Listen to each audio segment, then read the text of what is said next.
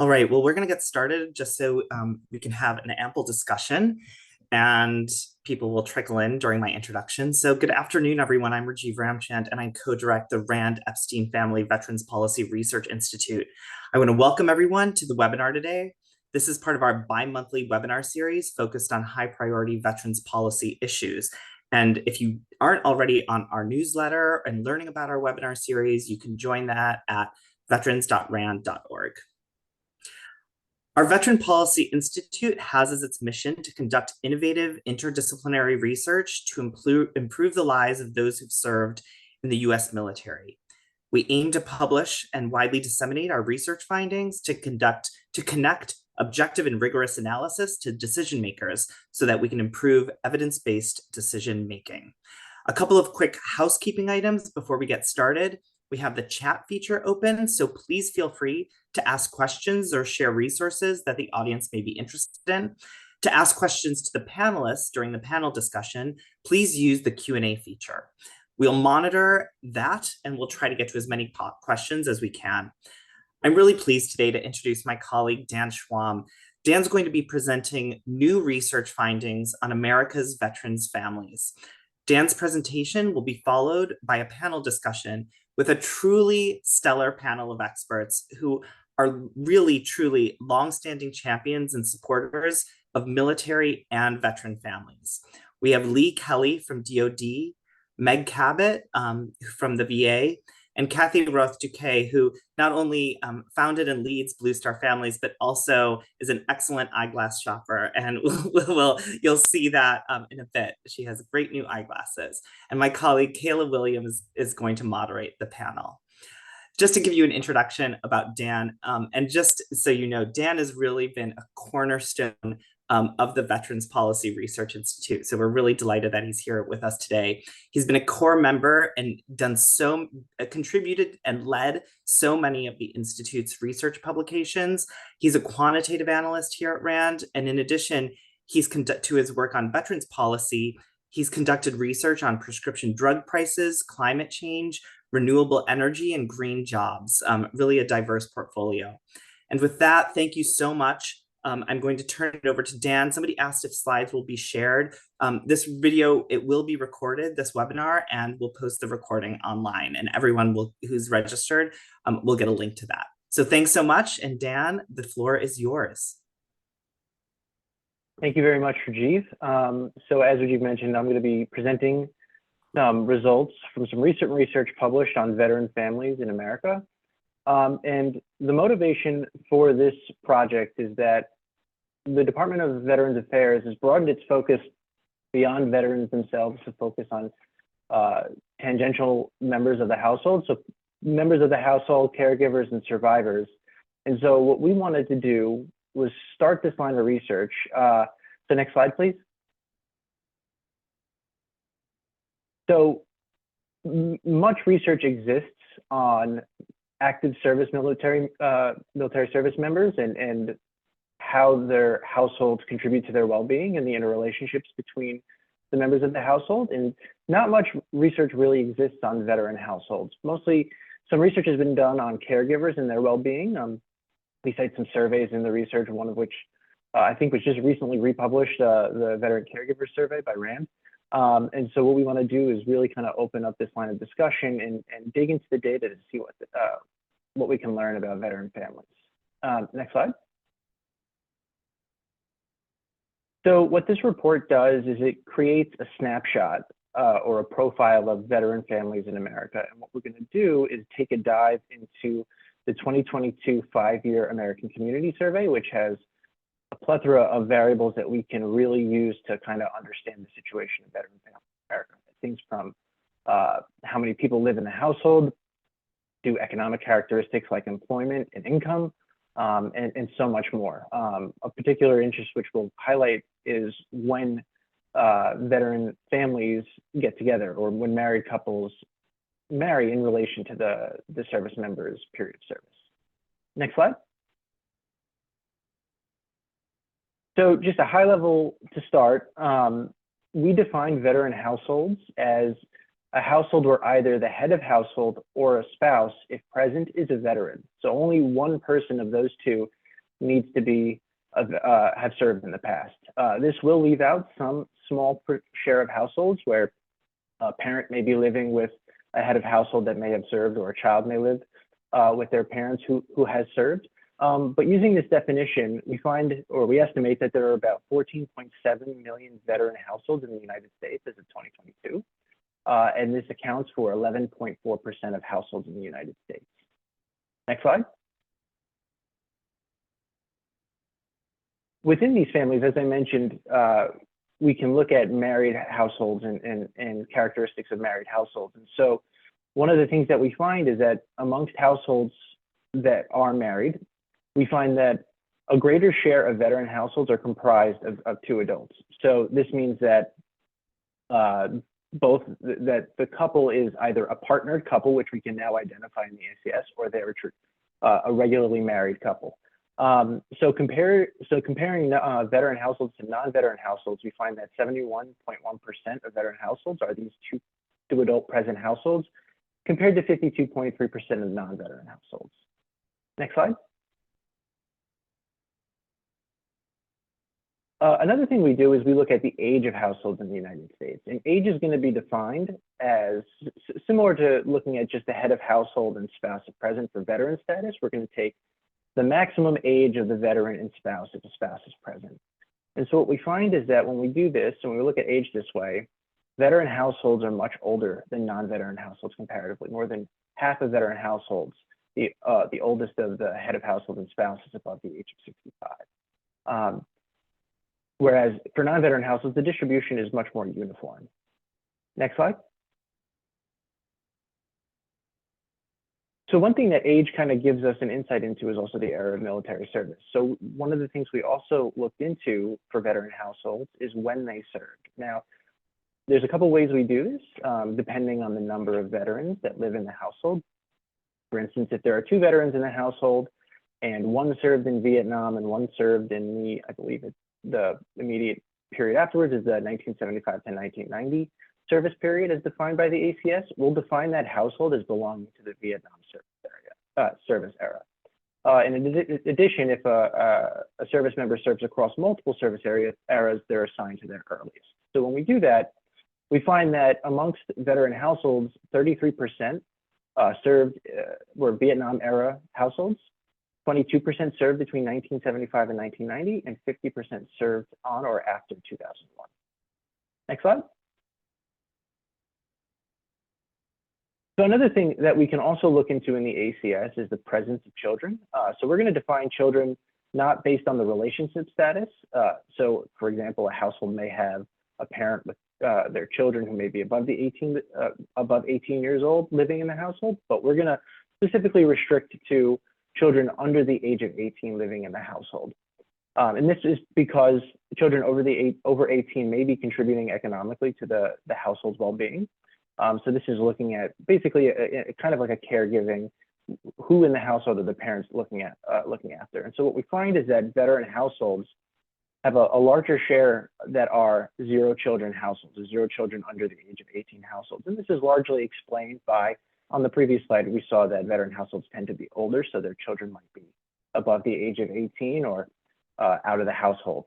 So what we find is that when we look at households between different age brackets, the age bracket of 25 to 34, for that age bracket, we see that veteran households actually tend to have a larger share of households with children under the age of 18. So it really depends on accounting for the age of the household. Next slide. So as I mentioned earlier, one of the great things we can do in the ACS is look at marital status of households in the United States, and there's quite a lot of information on the number, if it's a person's second marriage or third marriage, when they've been married, or when their current marriage began. And we can also look at, as I'll talk about in a little bit, the service era, or when in relation to the service era of the service member did a couple get married. But what we find is that in the data, veterans tend to be married to non-veterans at more than 50%. So 65.2% of households with a veteran households are comprised of a veteran married to a non-veteran. This is followed by about 29% of households being single veteran households, and then 3.1% are veteran households with partnerships, so unmarried people who are identified as being in a relationship, and then 2.7% of households, so the smallest share, are veterans married to other veterans. So this is kind of one of the motivations behind this line of work is there are a large share of households where there may be a member who has no experience with this, with being married to a service member until after they've served. Next slide. So one of the things we can really, which is great about the ACS right now, is there are now questions that ask about same-sex couples, not just same-sex married couples, but same-sex partnerships.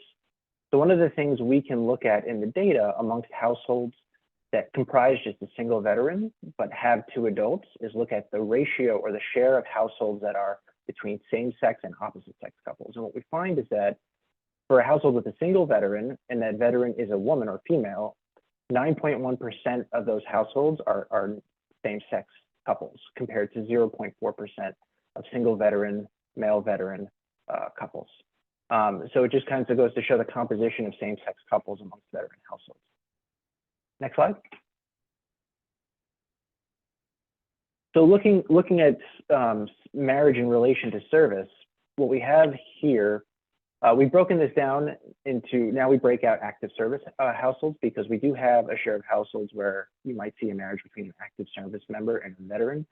And we classify those in this report as active duty couples because they still technically are active duty. And so we can look at couples that marry before service, during service, and for veterans, we can look at couples that marry after service. We can't do that for active duty married couples for all service eras because the 2001 to present service era has not yet been delineated into a new service era. So looking at veterans, we find that, and this is one of the headline results, is that 53% of couples of veteran households married after the active duty service member left service. And this is important because that non-veteran partner may be unaware of benefits available to them because they have no, they didn't have an active relationship as a military family. And so this is why we think, this is one of the reasons why we find it's important to look at the household as a whole, because the entire household may not have had exposure to the military lifestyle. This is followed by 44.5% of couples marrying during active service, where the service member was still active duty, and 2.6% of married couples married before active duty. Next slide. So another thing we look at in the report is the demographic composition of veterans over time by service era. So what we find is that, and this has been shown in other research, is that veterans are becoming a more demographic group. They're becoming less white and more, they're becoming more female. They're becoming a much larger population of Black, Hispanic, Asian American race ethnicities. And so we break this down by different service eras, and you can see going from top left to top right, and then following the panel down to 1990 and 2001, there's a steady drop in the share of white non-Hispanic veterans and an increase in minority veteran households. And the same can be said for the female to male breakdown. Females are becoming a larger proportion of the veteran population over time. Next slide. So this is a pretty involved graph, so I'll break it down. So because we know so in the ACS, we can identify spouses if they're present in the household at the time of the survey. And the roster takes account of everybody in the household's employment status. So we can come up with a measure of employment participation for the household as a whole and look at the partners in the household. So we can look at households that have both members that are employed. One is unemployed, one is employed, one is employed, the other is not in the labor force, and all the different combinations therein. And we break this down by civilian households, active non-dual, which is just one active service member in the household. The other could be a veteran or a civilian. We have veteran non-dual households, which is one veteran in the household, one non-veteran, and then veteran dual households where both members are veterans. And so what we find is that both veteran non-dual and veteran dual households make significantly more money at the median than their civilian and active duty counterparts. And this is across pretty much all combinations of employment statuses that we see. So for veteran dual households, the median family income in 2022 was around $163,000 compared to $133,000 for civilians. Now, this measure of family income does incorporate other benefits and other financial benefits that they might receive. And one of the things that we found is that if we look at specifically this wage salary income of these households, this relationship holds. Veteran dual households and veteran non-dual households are making more wage salary income than their civilian and active duty counterparts. So there does appear to be some protective benefit to veteran status or an economic premium for having a veteran status that translates into your income. And so another thing that we also find is that veterans are less likely to experience poverty than their non-veteran households. Only 6% of veteran households were found to have an income below 100% of the federal poverty line, compared to 12.5% of non-veterans. So it's just another way to think about economic security amongst these households. Next slide.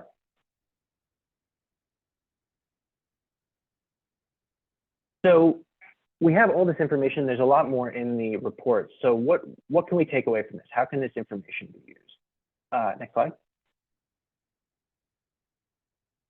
So knowing the composition of a household and understanding how many people are there, where they come from, what their lived experiences are, can help establish targeted campaigns to family members to get the word out on benefits that might be available to them. And as we saw, more than half of the veteran married couples married after service. So it's likely that the non-service member partner isn't familiar with the benefits that might be available to them. So it's important to understand these the household composition. Next, please. So one of the other things that's important about looking at the household is we can understand, like I said, the lived experience of these households. Veteran households are becoming increasingly more diverse, and that people of different race, ethnic backgrounds, men and women, go through different challenges during life. So it's important to take those into account when thinking about how we can best care for our veteran community. Next slide. And one of the other things that is important to consider is now we can look at two veteran households, and we can see that there does appear to be an economic premium for two veteran households, regardless of their employment status compared to counterparts in the civilian world. Next slide. So I'll hand it over to the panel. I want to thank everybody for listening, and I'm happy to answer questions if they arise. Dan, thank you so much for that presentation. It was a real honor to work with you on this research, and I'm so glad that you were able to share key findings with our viewers today. To the audience, please remember to use the Q&A feature to submit any questions that you have, and we'll turn to those shortly. And thank you so much for joining us today. I'm really grateful that we have the opportunity to include you in this conversation. I'm really excited to jump right into the facilitated discussion. And to kick us off, I'd love for each of our illustrious expert panelists to answer the first question in turn. And we'll go Kathy, then Lee, then Meg. First off, was there anything that you found surprising or particularly interesting about the findings that Dan just shared with us? Kathy? Thanks, Kayla, and thanks to Rand for putting this fantastic panel together and for including me in it. I think it's great work, really important. To me, I think there's a kind of a dual perspective on this work. If we cut people by age, it would be interesting to see how a lot of these findings for veteran families compare to like age civilian counterparts. I'd like to see that. Is the chance of being a two-adult household the same or different among civilians of the same age of the veteran household? I think those would be interesting things to see, as well as the household income. I think that would give us a lot of insight and would be useful. At the same time, for those who are looking to serve veterans, the veteran population and their families, the aggregate is extremely useful as well. And I think it's a lot of people forget that most of our veterans are from a time when our military was much larger by definition. And so understanding that there's a time value of service here, and that as people age, the people coming up are different. I think that might be a very interesting thing to see in terms of LGBTQ and women, as well as access to military service is broadened for younger generations of women. Are we going to see those figures as a percentage-wise continuing with the younger cohorts, what they do with those? Lots of fascinating and interesting things. And I commend RAND for doing this work.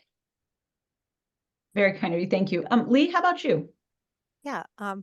Hi, Kayla. I mean, as a post 9/11 enlisted Army veteran myself who married after service, that's what resonated with me. I don't know if I wasn't expecting it, but it did catch me a little bit by surprise that the majority of veteran households came together after the service. And it wasn't just interesting, it's impactful because the bulk of counseling that we provide through the Office of Military, Community, and Family Policy, through Military One Source or the Military and Family Life Counseling Program, is for relationship support. So we spend a great deal of time thinking about how do we help bolster relationships for our currently serving military families.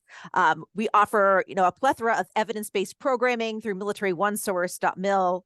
But what it got me thinking is, how do we set up our veterans for success in the next chapter? How do we help build those relationship skills? But also, how can we help bridge that gap for how do you help a civilian spouse learn about the experiences that their veteran had during that previous chapter of life?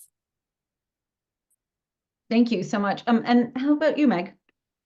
Well, thank you, Kayla, and thanks for inviting me to be a part of this discussion as well. I think what really stands out for me is that 11.4% of households are veteran households. We hear in the news that the 1% statistic, which is a very specific statistic, and I think sometimes makes it seem as though, there are fewer veterans out there than there really are. I mean, so, 11%, that's like one in, every street corner, right? I mean, every 10 houses, right? Obviously, veterans are clustered in certain areas of the country and that sort of thing. But it means that there are veterans in a lot more places than people may be aware. And it goes back to a lot of things that many of us on this call have been talking about for a long time, about making sure that you're asking someone who you're working with if they ever served, if they are a veteran, if there is a veteran in their family. And I also agree with Lee that this idea that most veterans married after service is a really important one as we think about programming in VA for spouses, and really thinking about how to support them as they support the veteran that they love. All right, thank you so much. Yeah, I found all of those striking as well. So glad that each of you had an opportunity to share what struck you. Kathy, Blue Star Families has been conducting annual surveys of military spouses for a long time now, and veteran spouses also sometimes respond. So I wonder if any of the findings that we shared today gave you any thoughts about new avenues of inquiry that Blue Star Families might want to pursue in the future. You're on mute. Yeah, so Blue Star Families surveys 4 categories of people: service members spouses, veterans, and veteran spouses. It's a convenient sample. We put it out with our partner, so it's not a scientific sample. It's pretty well tracks the national average in terms of service representation and geographic, but we skew female. So service members who are female are more likely to be answering our survey. One thing that we haven't asked that I think we should ask in the future is for the veteran spouses who answer, I'd like to ask, did you marry your veteran while they were in service or afterwards? Because I suspect that in our population, we're primarily getting people who married them during service. And so I think that's a good thing for us to fold into. I think there's a different set of needs. People who do one tour of service and then transition out to 60 years of life without military service have a different relationship to service. And maybe we don't need to reach those people the same way that we do people who did 15, 20 years of military service. And maybe, so I think that's an interesting question as well. But I'd love to share a lot of our findings. we're seeing, for those who married during military life, transition is a very fraught time, and the degree to which the whole family is engaged in the tradition, or both couples, has a great deal to do with how successful that transition is. So we're seeing that transition is a family experience, that when the spouse and the veteran both feel that they were prepared for it, that tends to both be a better experience, and tends to make people more likely to recommend military service. And when the spouse has not been involved, or the time is too short, if people spend less than 2 months transitioning, the outcomes are very poor. If they spend 6 months or less transitioning, they're not good. If they spend 2 years transitioning, they're pretty great. That's a long period of time. And especially I since do we want only to served 4 years. right, but those are probably not married, but especially Right. for those, yeah. The one thing I do want to mention is the number one issue for veteran spouses in our surveys was healthcare access, which of course we know they don't have. Right. Top issue. And their second concern is civil military cultural competency, that their neighbors understanding their veteran and themselves. Thank you.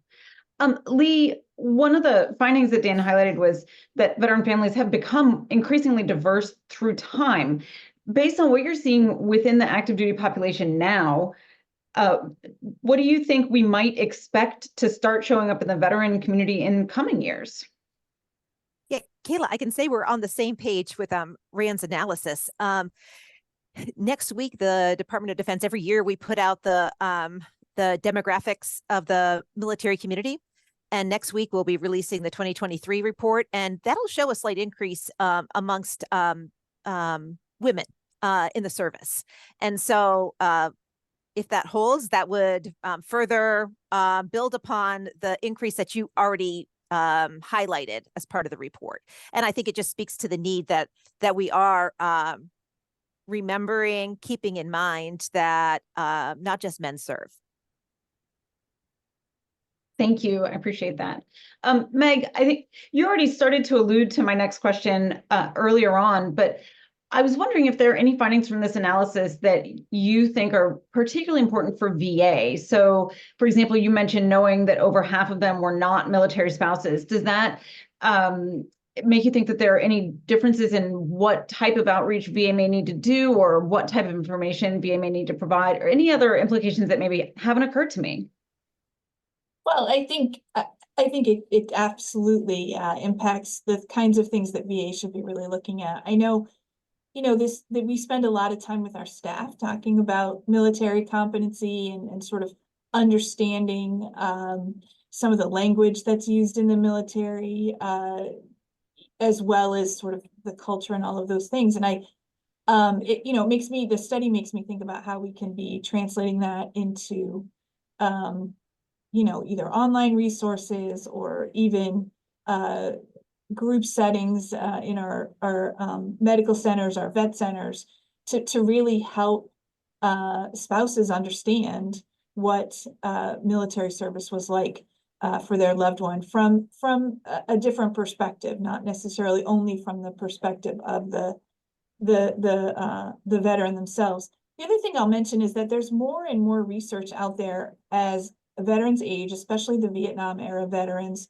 who did not have the same welcome home as our current veterans, and even that needs to be worked on somewhat. That as they age, as they have other, especially cognitive issues, that some of their service really starts to be front of mind again. So someone who married a veteran who really maybe never spoke about their service at all, that veteran is now, in their mid 70s to early 80s, and suddenly they're talking a lot about their service, and the spouse really doesn't even know how to approach that.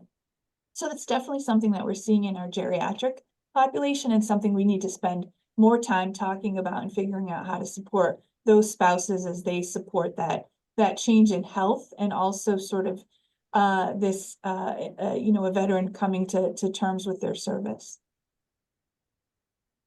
Thank you. I wonder, one of the things that really stuck out to me was the prevalence of same-sex couples among women veterans who are married. Do any of you see programming implications for your organization in that data point? Anybody who wants to just jump in and share? Well, we have a campaign for inclusion that really looks at reaching diverse military families of all kinds of diversity, however they identify it for themselves, and making sure that they feel that every program that's available to a military connected person is for them. So I think that's relevant there. It's interesting to me because I am curious about what the generational differences are, and I'm not quite sure that the male-female ones are tracking the same way that these ones with the older generation are. I definitely see it having an impact in some of our caregiver programming, in where you know, a couple who are same sex may see themselves even less as a caregiver. This is a challenge, you know, we all have in working with caregivers. Individuals don't identify that way, so they're not aware of services that are available to them. Done a lot of work in that space, but I think in a same-sex couple, it's even more of a challenge for an individual to identify themselves as a caregiver. And you know, therefore we need to do a better job making sure that we're, you know, a caregiver is sort of a concept, not so much a title for only one type of marriage or one type of relationship. Thank you. Kathy, I want to pull the thread a little bit on more on that campaign for inclusive. I'm sorry, I lost the last word, but that inclusion. Yeah. Thank you, that Blue Star Families has been working on, and I wonder if you think, because I think the majority of that is based, you know, on active duty families. Do you think that there are any implications from your findings doing that work for veteran families that the rest of us should be thinking about as well? I mean, I think one of the things that's challenging for military families is they don't get a choice about where they're moved. So people can be moved to a place that where they feel uncomfortable. Veteran families do have a choice, but I do think we do have findings that are very helpful. And in some of the recent work we did, we found that people have multiple identities. So even if they see themselves as unlike their community in their race or their sexual orientation, they do strongly identify as parents and as spouses. So being celebrated for those kinds of relationships they have is a way that communities can be very embracing. And they do appreciate being celebrated for their military status. So even if they're unusual in being a veteran and there aren't other veterans there, being celebrated for being a veteran family helps people to feel welcome. So we feel like those are great insights for communities. And very transferable, I think, probably to veteran families as well. So yeah, thanks for sharing. Exactly. That. Lee, the military has gotten a little bit of negative publicity recently for what many have found really surprisingly high rates of food insecurity among active duty troops and families. But, you know, as Dan shared, our findings show that their veteran families have relatively strong financial well-being compared to non-veteran families. Do you think that's a paradox at all, or were you surprised by those findings, or do you think that they're linked in any way? Yeah, I definitely wasn't surprised by the finding, Kayla. And the reason I say that is, you know, thinking about our last published active duty spouse survey, we do see that spouse unemployment is linked to increased risk of food insecurity. Spouse employment is a challenge for our currently serving military spouses as they relocate with their service member. And it's why the Department of Defense spends a great deal of time and resources on addressing military spouse employment. The resource I'm kind of most energized by of late is the Military Spouse Career Accelerator pilot, which provides a 12-week paid fellowship to military spouses and has a 85% placement rate following completion of that fellowship into full-time employment. So no, I was not surprised by the finding because dual incomes matter. Yeah, that makes a ton of sense to me. Thank you. Meg, you, before your current role, you also have really deep expertise on veteran caregivers. In addition to the one that you mentioned earlier about same-sex couples, do you think that there are any other relevant findings from this research about veteran families more broadly that you think are important specifically for the veteran caregiving community? I think certainly what I mentioned before is that, the diversity is really important. We gotta, I think an interesting piece around the diversity and something that I definitely experienced is that, when as we have to make sure that caregiving resources are available in different languages, because just because the veteran may also speak English doesn't mean that their spouse or a different, a parent or an adult child speaks English. And so that's a really important piece, I think, as in the same way that as the LGBTQ population grows within the veteran community, the diversity grows within the veteran community. We've got to make sure that those resources for caregivers really matches that diversity.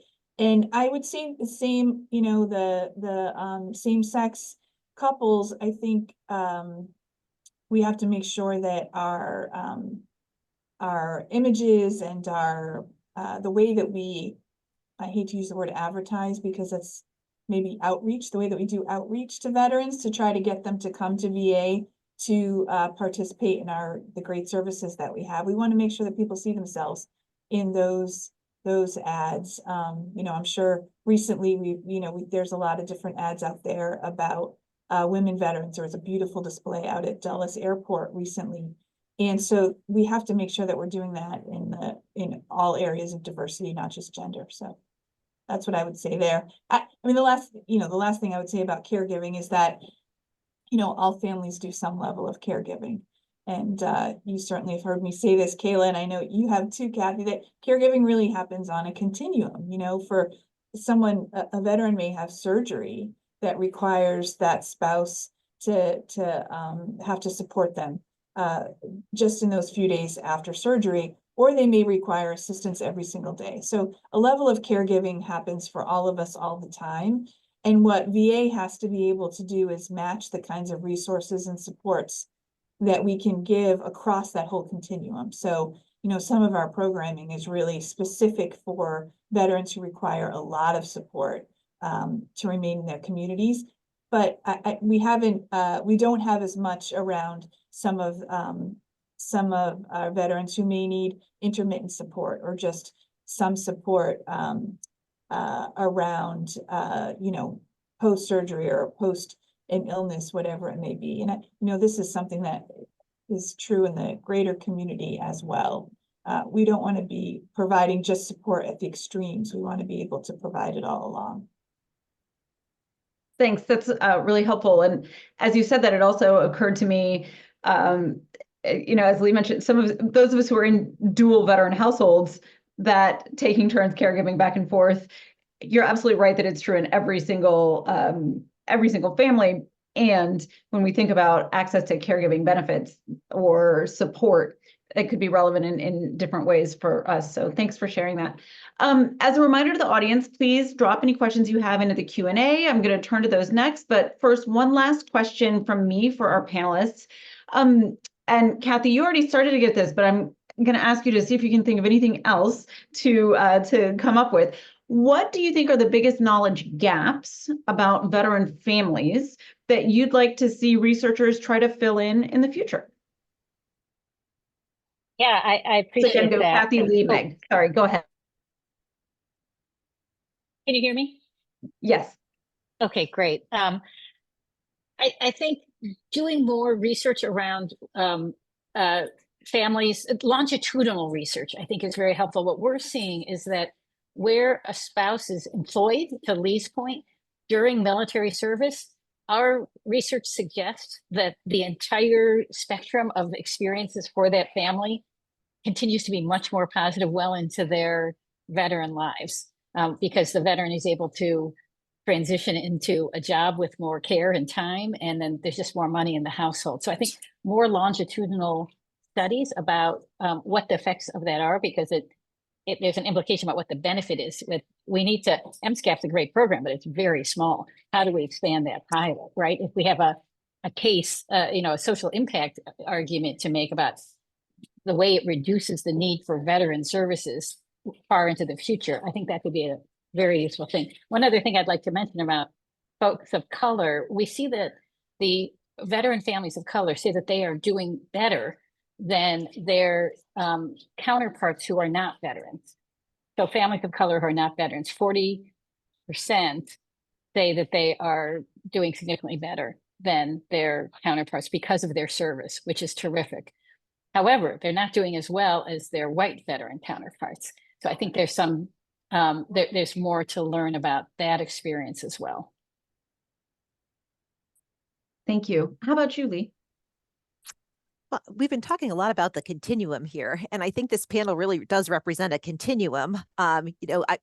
Department of Defense here, and we'll stay with, for benefits like Military OneSource, we'll stay with a veteran for 365 days post-separation or retirement. We've got Meg with Department of Veterans Affairs. We've got Kathy as a nonprofit leader in communities.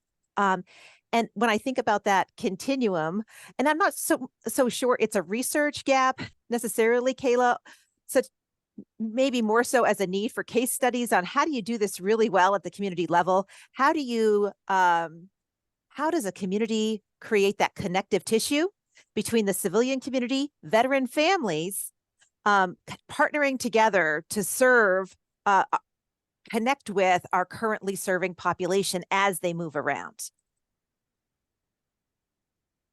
Thank you.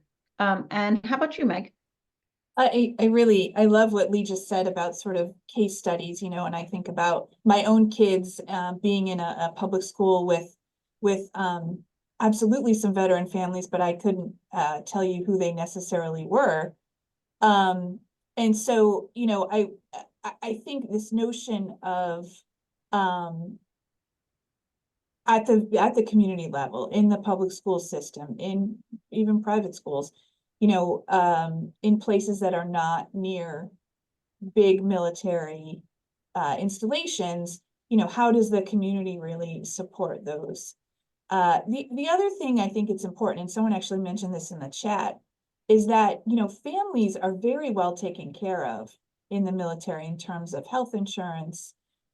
Certainly, there's gaps everywhere, but health insurance and access to other kinds of resources.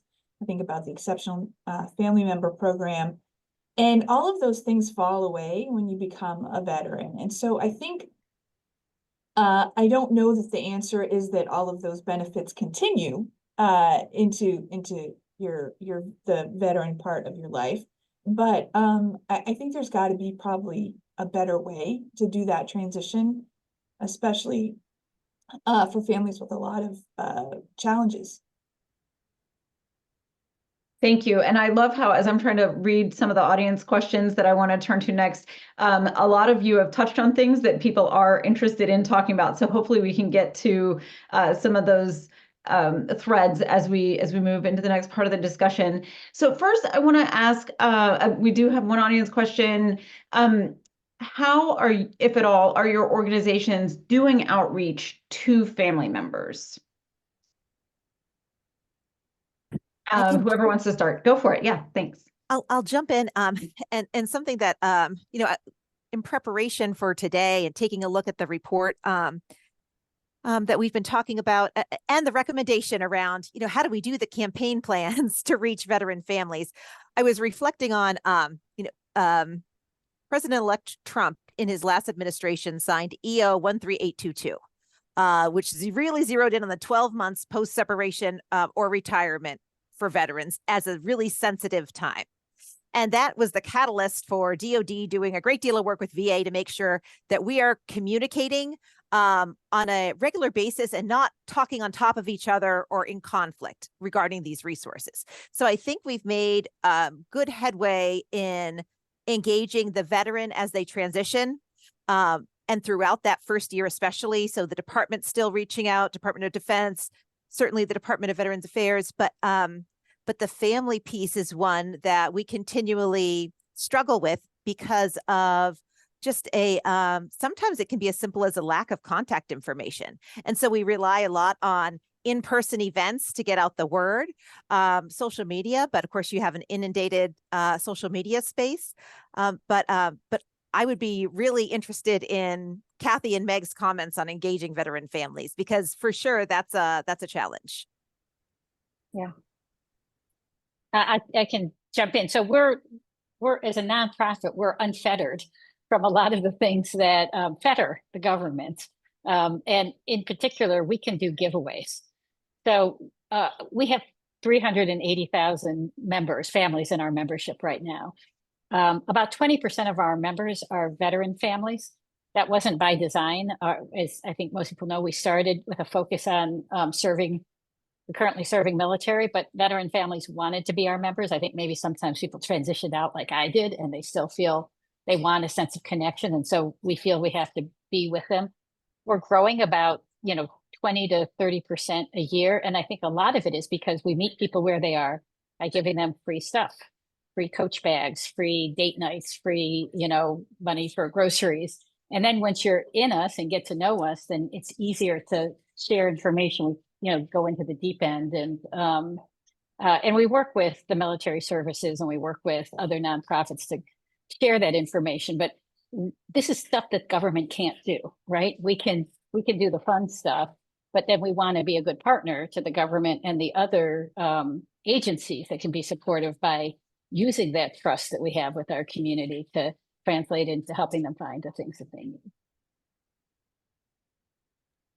Yeah, I think these are all really great comments. And one of the things that we have done since the PACT Act was passed a little more than 2 years ago is really focus, and I'm sorry about my voice, really focus on outreach and going to places where we know that veterans are. And what ends up happening then is that sometimes it's not the veteran that comes to the table. It's an adult child or a spouse, and that's just as good and just as helpful. So for us, it's really sort of getting the VA name out there and having people access us. I just love to add to that, Meg. Like, for instance, we did a big promotion with Ford and we brought all these families to ride Ford Broncos in the Outback. And we brought the VA with us and their VA, clinic, and also some of the other resources. So while people were doing all this fun stuff, they could also go through, and we had one person actually do a remote appointment while they were there. Yeah, that's a great example. I'll give another example is the Sturgis motorcycle rally. VA had never been there before, and I mean we did appointments, we registered folks, we gave out a lot of information, and if 11% of American families are veteran families, then you get into a place where there's 10,000, 20,000 people over the course of a weekend. There's a lot of veterans there. And so I really think for us, that's been a really significant learning, is to just be where people are, and there will be veterans there too. Thanks. I'll also just note, kind of as an aside, another nonprofit, Camp Corral. My kids have been able to go to sleepaway camp there a couple times, and one of the things that I've loved about that is they have a relationship with the National Guard unit where it's located, and so the National Guard comes and spends time with them and helps to, continue those military relationships, even though most of those kids are actually veteran kids now. So yeah, I think there are some interesting and innovative ways that we can try to do outreach in different ways to different parts of the family and then tie them back into the military community through time.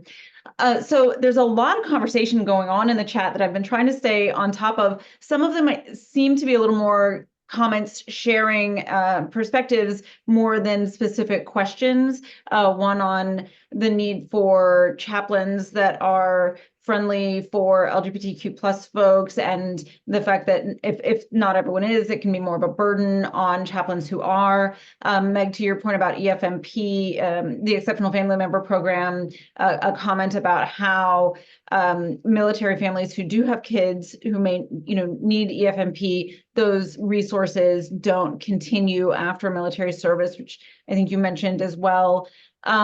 We've seen some chats as well, a question or a comment about food insecurity that came up in the Q&A, and somebody from our team, Rajiv, was kind enough to post the link to some of the RAND research about that as well.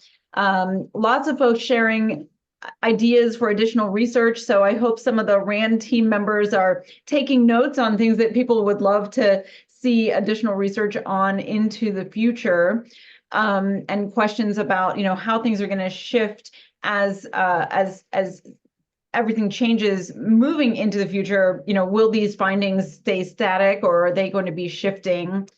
And then let's see, another question about how we can quantify the value of caring for caregivers, which I think is a really interesting question. Somewhere earlier in the chat, one of our other colleagues posted some of the RAND's recent research on caregivers and quantifying the value of caregiving, or how expensive it is for caregivers, their lost income, things like that, but quantifying the value of providing adequate care and support for caregivers themselves, perhaps so they don't reach burnout and give up. I think that's a really interesting question as well. And then, concern about what the future may hold in terms of services and benefits, and an idea about having a community for women veterans and spouses to draw information and resources together. Very interesting. And then we have another question in the Q&A about, it just disappeared. Somebody may have answered it already. And we have one more question about how do we bridge the gap in information from military to veteran family member, and from non-military family experience to veteran family experience. I think we talked about that a little bit before, but if anybody has any additional ideas on how we can make sure that everybody is getting the information that they may need. One thing that occurs to me, for years and years, as I've been working on women veterans issues, we've been trying to drill home the importance of saying, have you ever been in the military? Because not everybody's going to say yes to, are you a veteran? But I don't think that many people ask, are you a veteran family member? Right? So we are not necessarily proactively asking if people are married to or cohabitating with veterans. So is there a way that we can better normalize encouraging folks who provide various types of community services to ask not just about veteran status, but about veteran family status? Because there could be additional benefits that get unlocked and are available to folks that they may not even be aware of. And if we're not asking the right questions, how are we going to remind them of that? So I don't know if anything that I've said, that was kind of a lot as I'm trying to scroll through everything. If anybody has something they want to jump in and comment on. I'd love to jump in just on the non-clinical side.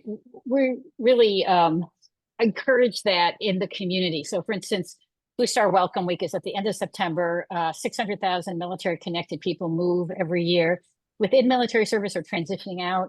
We ask communities to welcome those families. A lot of schools participate. They ask military and veteran kids to identify themselves. And then there's a whole suite of ways that different ones of them celebrate them, recognize them, encourage them and their families to get welcome. It's one of the most popular things that we do, and it's very low lift and accessible, but we find that the schools are one of the primary places that people get integrated in the community and end up having positive outcomes. The second one is employment. So the idea of employers having Blue Star ERGs, not just a veteran ERG, because often a female service member won't join a veteran ERG if they never deployed, or a military spouse or a military kid whose life was enormously shaped by military service, they won't either. But Blue Star ERGs are very welcoming, and they allow people to take that military connected identity into the workplace, which is one of the primary places for finding community identity. So those are two things that we really encourage institutions to take on. It's interesting. And I know some of the contacts that I have in the academic space are moving away from talking just about veterans, but talking about military connected students, in part because such a high percent of GI Bill users now are dependents to whom the GI Bill benefit has been transitioned. So yeah, that thought of being more inclusive for all military connected folks and veteran connected folks could be really interesting. I have one more question I'm going to see if anybody wants to do a speed round answer on, which is, RAND has called military and veteran caregivers hidden heroes because their service is often hidden. Do you see better opportunities for all of us to acknowledge and celebrate the contributions of military and veteran families to our country and to our national security? I know, Kathy, that's been a goal of Blue Star Families for a long time, but anybody else want to jump in, Meg or Lee, and share your thoughts on how we might, better highlight and elevate those contributions? I'm just going to foot stomp what Kathy said, and Meg talked about earlier too, and I think it does. It's the connective tissue at the community level, particularly in our schools. I mean, I can't tell you how excited my daughter was for those kind of weeks where they get to experience the military community within their elementary school. And so is she a military kid? No, but she's really embraced being a veteran kid. And so I think it's creating those opportunities and spreading them far and wide. Yeah, I'll share just from my own experience. My father was a veteran, and so I now introduce myself as while I'm not a veteran, I'm a user of VA services. My father went to school on the GI Bill, which really impacted my family, and he's now buried at a national cemetery. And I think about, those USAA commercials, and the kids say, "Oh, I got this because of my grandfather." My kids loved those commercials. They wanted a picture of my dad when he was in uniform so they could pretend, I'm a USAA member because my dad served. So I really agree with just the opportunity to talk about veterans in your family is very impactful, and I think makes every other veteran family feel much more welcome and a part of the community. So I think it's part of what we can do to identify those little things that really just sort of are supportive of veterans. I love that. I think that's a great way to close, and also brings us full circle to that key point that over 14% of families are veteran families, and finding ways to increase awareness of that and then help elevate them is a great goal that all of us can maybe lean into pursuing. Rajiv, I'm going to turn it back over to you for any closing remarks that you may have. But again, thank you so much to our panelists, to Dan for presenting, to VPRI for hosting, and to all of our audience members for coming out.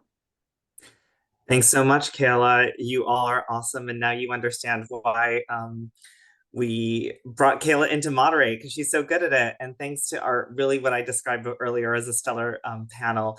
Thank you everyone, all of our veterans, all of our veteran family members, all of those who support veterans on the line. We really appreciate it. You're joining us today. For those who celebrate, have a great holiday season. We look forward to seeing you in the new year and wish you all the happiest of New Year's. See you soon. And thanks again to everyone. Thank you.